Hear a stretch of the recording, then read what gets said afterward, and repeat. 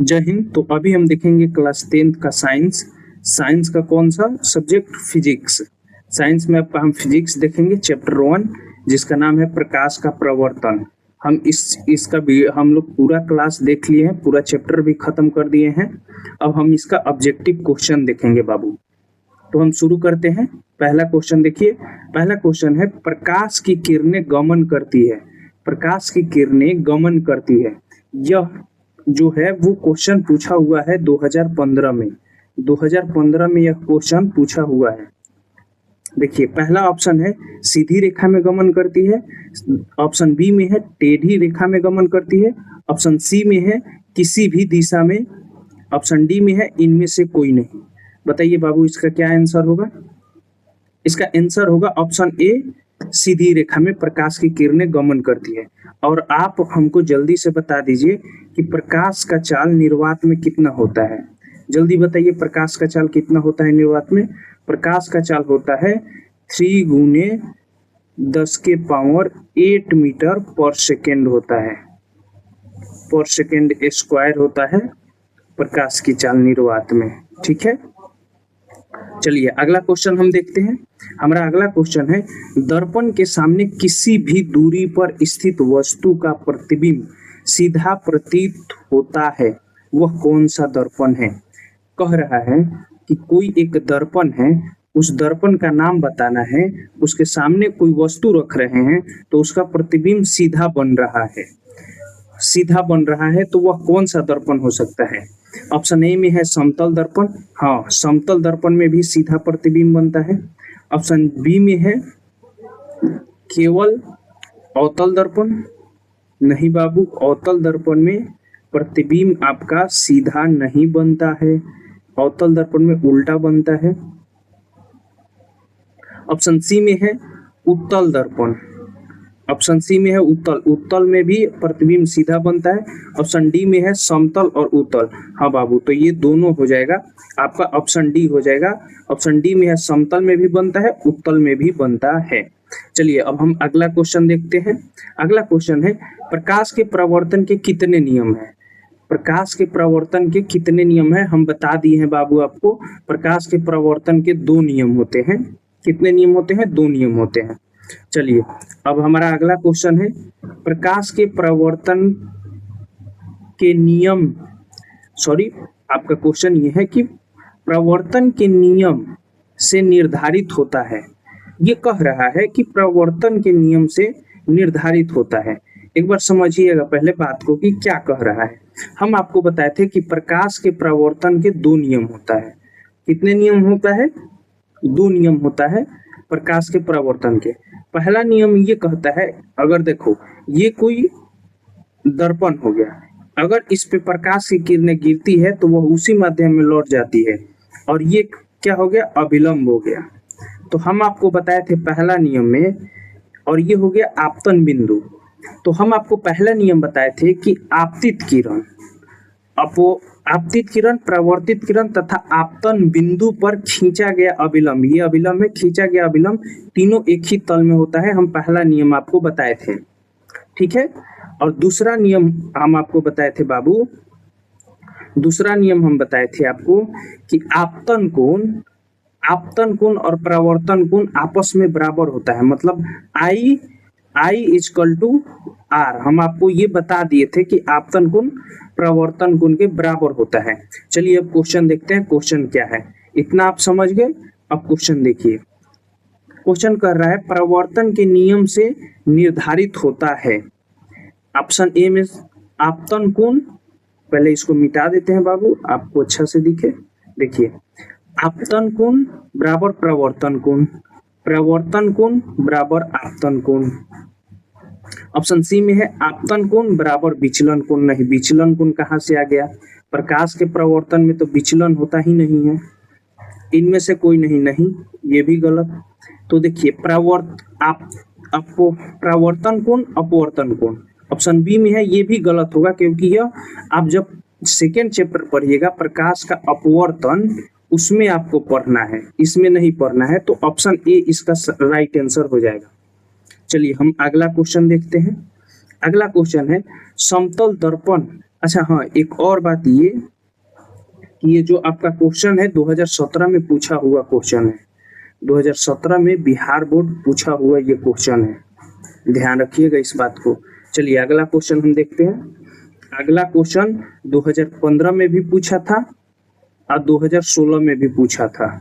ये क्वेश्चन 2015 और 16 में लगातार पूछा था 2 साल, तो इस चीज को ध्यान रखिएगा। चलिए अगला क्वेश्चन है, समतल दर्पण द्वारा बना प्रतिबिंब होता है। ऑप्शन ए में है, ऑप्शन ए बताइए बाबू। ऑप्शन ए में है वास्तविक, ऑप्शन बी में है काल्पनिक, ऑप्शन सी में है ए बी दोनों, ऑप्शन डी में है इनमें से कोई नहीं। देखो बाबू, जो समतल दर्पण में प्रतिबिंब बनता है यह हमेशा काल्पनिक बनता है। समतल दर्पण में प्रतिबिंब हमेशा काल्पनिक बनता है, इस चीज को ध्यान रखना। अगला क्वेश्चन हम देखते हैं। अगला क्वेश्चन ये है कि समतल दर्पण की फोकस दूरी होता है। देखो, समतल दर्पण की फोकस दूरी अनंत होता है। क्या होता है? अनंत। समतल दर्पण की फोकस दूरी अनंत होता है। और अगर पूछ दे कि अवतल दर्पण का फोकस दूरी, अवतल दर्पण का फोकस दूरी बताइए, तो अवतल दर्पण का फोकस दूरी हमेशा ऋणात्मक होता है। क्या होता है बाबू? हमेशा ऋणात्मक होता है, माइनस में होता है। ठीक है। अगर कह दे, अगर यहीं पे क्वेश्चन ये कह दे कि बताइए उत्तल दर्पण का फोकस दूरी, तो आप क्या बताइएगा? उत्तल दर्पण का फोकस दूरी हमेशा क्या होता है? धनात्मक होता है। धनात्मक का मतलब प्लस होता है। ठीक है। और ये क्या होता है? हमेशा माइनस होता है। तो हमारा क्वेश्चन ये कह रहा है, एक बार क्वेश्चन फिर से देखिए बाबू। अब क्वेश्चन में कह रहा है कि समतल दर्पण की फोकस दूरी, समतल दर्पण, तो हम अभी क्या बताए? समतल दर्पण की फोकस दूरी अनंत होता है। चलिए अगला क्वेश्चन देखते हैं। अच्छा, ये जो 6 नंबर क्वेश्चन है, ये 6 नंबर क्वेश्चन 2021 में पूछा हुआ क्वेश्चन है। याद रखना बाबू, 2021 में ये पूछा हुआ क्वेश्चन है। चलिए अगला क्वेश्चन हम देखते हैं। अवतल दर्पण के सामने वस्तु को कहाँ रखा जाए ताकि प्रतिबिंब उल्टा वास्तविक और वस्तु से समान बने? देखो बाबू, ये बहुत इंपॉर्टेंट क्वेश्चन है और ये क्वेश्चन 2021 में पूछा हुआ है। 2021 में पूछा हुआ क्वेश्चन है। ये कह रहा है कि हम अवतल दर्पण के सामने वस्तु को कहाँ रखें कि वस्तु का जो प्रतिबिंब है वो वस्तु के बराबर बने, मतलब समान साइज में बने, और वस्तु का जो प्रतिबिंब हो वो वास्तविक हो और उल्टा हो। क्या हो? वास्तविक हो और उल्टा हो। चलिए ध्रुव पे रखेंगे। ऑप्शन ए में है ध्रुव, नहीं, गलत है। ध्रुव पे भी नहीं। अनंत पे नहीं बाबू, अनंत पे रखते हैं वस्तु को तो कहाँ बनता है? फोकस पे बनता है। चलिए अब है वक्रता केंद्र पर। हाँ, ऑप्शन सी, वक्रता केंद्र पर जब हम वस्तु को रखेंगे, कहाँ पे बाबू? वक्रता केंद्र पर हम वस्तु को रखेंगे तो हमारा प्रतिबिंब वक्रता केंद्र पर ही बनेगा, वास्तविक बनेगा, उल्टा बनेगा और वस्तु के क्या बनेगा? समान आकार के बनेगा। तो ये आप ध्यान रखिएगा। चलिए हम अगला क्वेश्चन देखते हैं। हमारा अगला क्वेश्चन है 8 नंबर। चलिए इसका जल्दी से उत्तर दीजिए। तो यह क्वेश्चन भी पूछा हुआ है, क्वेश्चन है 2021 में पूछा हुआ क्वेश्चन है। बिहार बोर्ड 2021 में क्वेश्चन पूछा था। चलिए क्वेश्चन पढ़ते हैं। क्या है? उत्तल दर्पण, उत्तल दर्पण में बना काल्पनिक प्रतिबिंब होता है। उत्तल दर्पण में प्रतिबिंब काल्पनिक बनता है। यह प्रतिबिंब होता है, ऑप्शन ए में है सीधा एवं आवर्धित, ऑप्शन बी में है उल्टा एवं आवर्धित, ऑप्शन सी में है सीधा एवं हासित, ऑप्शन डी में है इनमें से कोई नहीं। देखो बाबू, ये क्वेश्चन है बहुत आसान, बस थोड़ा सा क्वेश्चन को घुमा दिया है। ऑप्शन थोड़ा सा आपको डिफिकल्ट दे दिया है, इसलिए आपको थोड़ा भारी लगेगा ये। देखिए, आवर्धित का मतलब होता है 12, आवर्धित का मतलब होता है 12 और ह्रास का मतलब है छोटा। अब आप आराम से बना दीजिएगा छोटा। देखो, उत्तल दर्पण में हमेशा वस्तु का प्रतिबिंब छोटा बनता है, तो ऑप्शन सी हो जाएगा, सीधा और छोटा बनता है, ह्रासित बनता है। और अवतल दर्पण में वस्तु का प्रतिबिंब बड़ा बनता है। तो आप याद रखिएगा, उत्तल दर्पण में छोटा और अवतल दर्पण में बड़ा बनता है। चलिए अगला क्वेश्चन हम देखते हैं। हमारा अगला क्वेश्चन है, यह क्वेश्चन 9 नंबर जो आपका क्वेश्चन है 2020 में पूछा हुआ क्वेश्चन है बाबू, 2020 में यह पूछा हुआ क्वेश्चन है, तो आप याद रखिएगा। चलिए क्वेश्चन क्या है, किसी कार के अग्रदीप में प्रयुक्त दर्पण कौन सा होता है? किसी कार के अग्रदीप में प्रयोग कौन सा दर्पण किया जाता है, किस दर्पण का उपयोग किया जाता है, बताइए। ये भी थोड़ा सा घुमा दिया है, ये भी थोड़ा सा घुमा दिया है। चलिए हम ऑप्शन पढ़ते हैं। ऑप्शन है अवतल दर्पण, ऑप्शन बी है उत्तल दर्पण, ऑप्शन सी है समतल दर्पण, ऑप्शन डी है समतल दर्पण या उत्तल दर्पण। देखो बाबू, अग्रदीप का मतलब होता है आगे, आगे, अग्र का मतलब होता है आगे, और दीप का मतलब होता है कोई जलता हुआ वस्तु। अग्रदीप मतलब दीपक। जैसे मान लो कि इसको सीधा तुम अग्रदीप को सीधा लिखो ना, हेडलाइट। क्या? Head light, headlight. कह रहा है क्वेश्चन कि किसी कार के हेडलाइट में कौन सा दर्पण का उपयोग हम करते हैं, तो अवतल दर्पण का हम उपयोग करते हैं। और बताओ बाबू, अगर यहीं पे क्वेश्चन कहता कि वाहनों के साइड मिरर के रूप में कौन से दर्पण का उपयोग करते हैं, साइड मिरर, साइड मिरर में, साइड मिरर में कौन सा दर्पण का उपयोग करते हैं, तो उत्तल दर्पण। कौन सा दर्पण? उत्तल दर्पण। याद रखना बाबू, कौन सा दर्पण? उत्तल दर्पण। चलिए अब हम आगे बढ़ते हैं, हम अगला क्वेश्चन देखते हैं।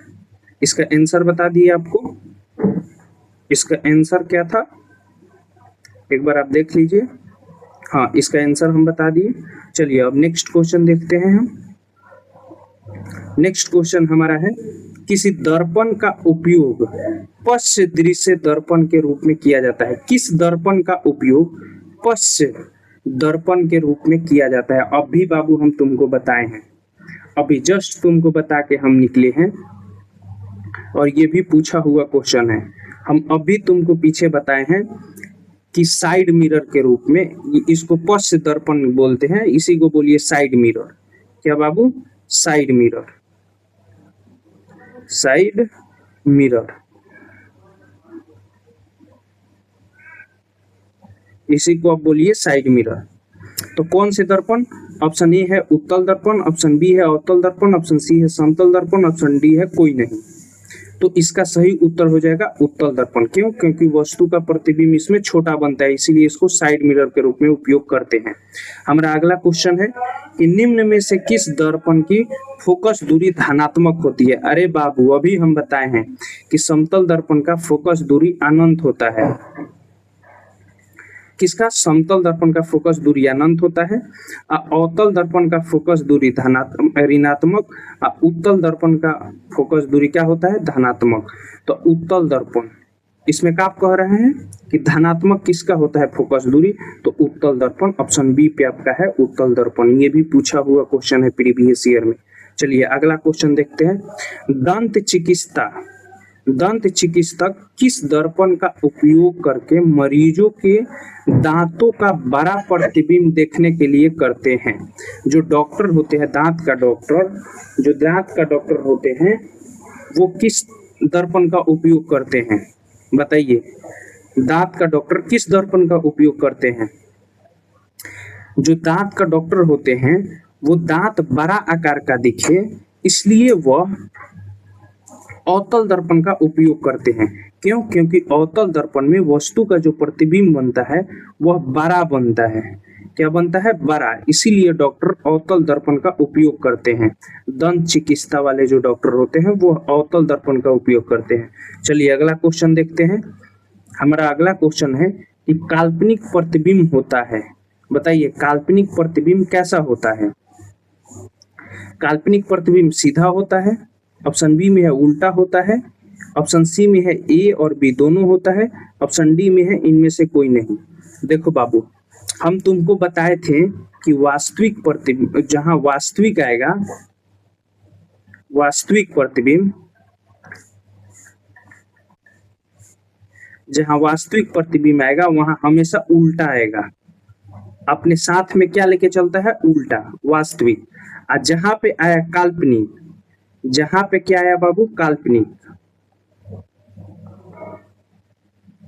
क्या है, काल्पनिक, वहां पे हमेशा सीधा लेके चलेगा। क्या लेके चलेगा, सीधा। और इसको याद करने का ट्रिक भी हम तुमको बताए थे, क्योंकि ये हमारा चैप्टर खत्म हो चुका है अब।